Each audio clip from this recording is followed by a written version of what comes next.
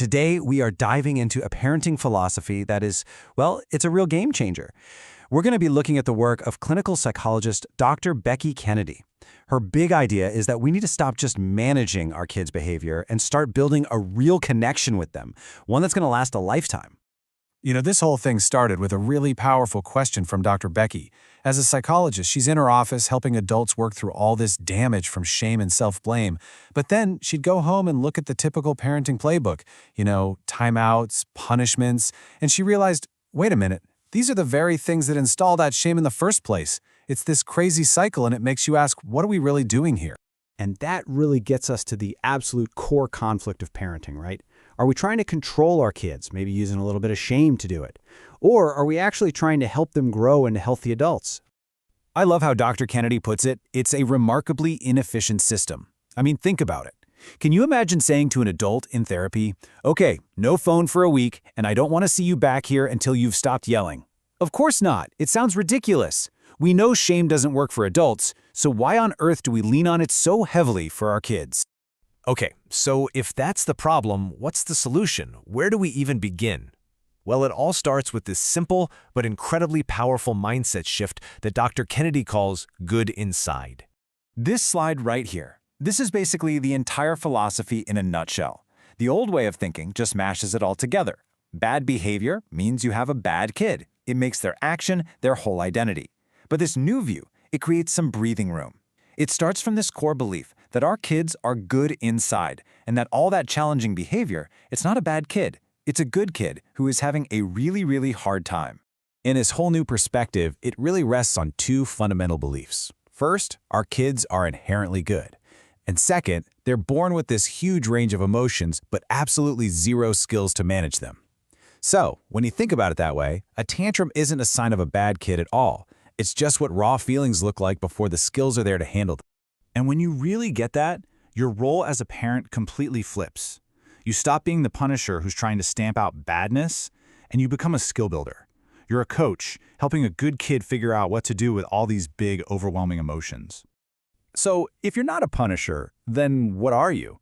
Well, Dr. Kennedy has this amazing way of describing our ideal role. We're meant to be a sturdy pilot, the person who can lead even when things get really turbulent. So what is a sturdy leader? It's someone who can do two really important things at the same time.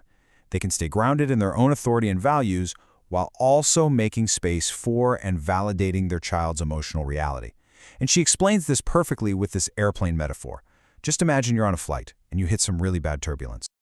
Okay, so the first pilot gets on the intercom and says that. This is the invalidating pilot. They can't connect with your fear because, honestly, it threatens them. They just dismiss how you're feeling, which of course only makes you feel more alone and even more scared. Then you have the second pilot, who is just as bad, maybe worse. They get totally swept up in your fear. This is the permissive pilot. They've completely lost touch with their own authority. And now you're absolutely terrified because the person in charge is just as lost as you are. And then you have the sturdy pilot. This pilot acknowledges your fear. I hear you screaming, I get it, but they stay a calm, confident leader who knows exactly where they're going. They validate your feeling without getting consumed by it. That is our goal as parents. So the big question is, how do we actually become that sturdy pilot? Well, it's not just about having the right mindset. It means we need a whole new toolkit, and it's all focused on two things: boundaries and repair.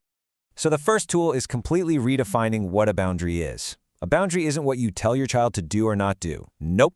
A true boundary is a statement of what you will do. The success of a real boundary depends only on you, not on their compliance. Okay, just look at the difference here. On the left, you've got a request. Stop jumping on the couch. You're basically handing your power over to your child and just hoping they listen.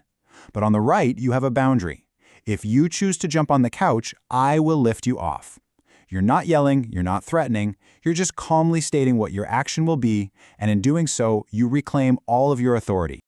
Look, let's be real.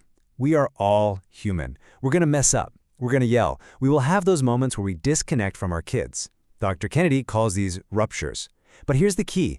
The most important work isn't trying to be perfect and avoid ruptures. It's what we do after they happen. It's all about the repair. And repair is so much more than just saying I'm sorry.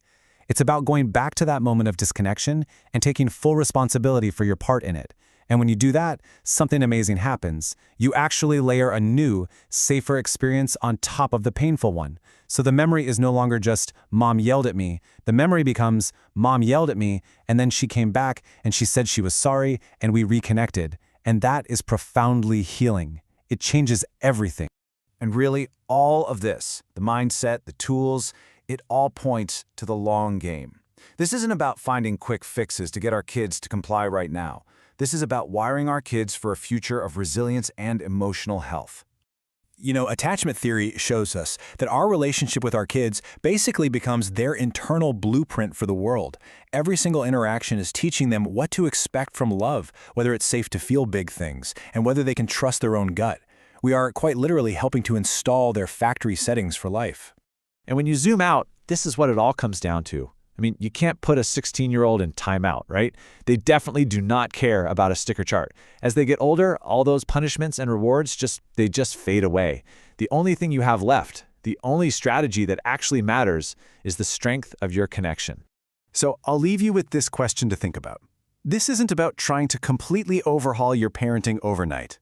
It's about finding one small moment where, just for today, can you choose to build a little bit of connection instead of just jumping straight to correction.